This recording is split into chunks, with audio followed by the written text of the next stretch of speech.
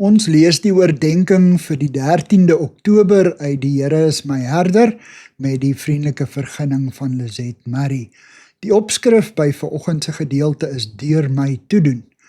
Die teksvers kom uit Psalm 69 vers 7 en dit lees as volg: Here, almagtige God, moenie dat die wat op U vertrou deur my toedoen teleurgesteld word nie.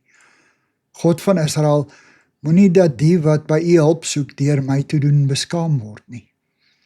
Dawid is nou koning. Sy volk kyk na hom vir leiding. In Psalm 69 pleit hy by die Here dat hy so sal optree dat ander nie deur sy voorbeeld teleurgestel sal word nie. Hy pleit ook dat hy nie die oorsaak sal wees dat mense wat by God hulp soek benadeel word nie. Enige persoon in 'n gesagsposisie word fyn dopgehou, ook wanneer die persoon nie daarvan bewus is nie. As gesalfdes van die Here is ons ook in gesagsposisies. Ons is God se verteenwoordigers op aarde.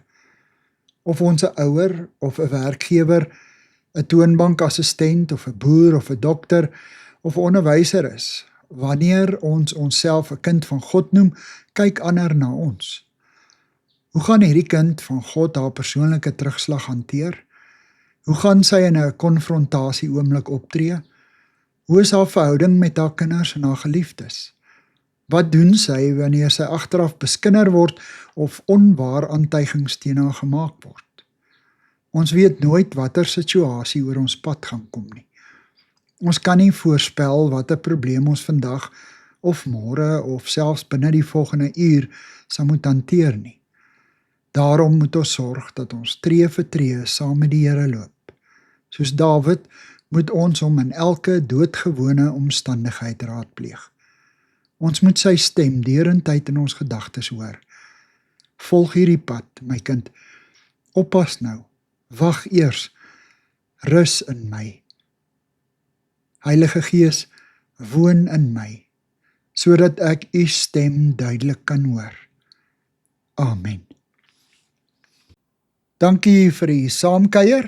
Ek deel Lizet se kontak en webblad besonderhede in die inligtingsparagraaf van hierdie voorlesing.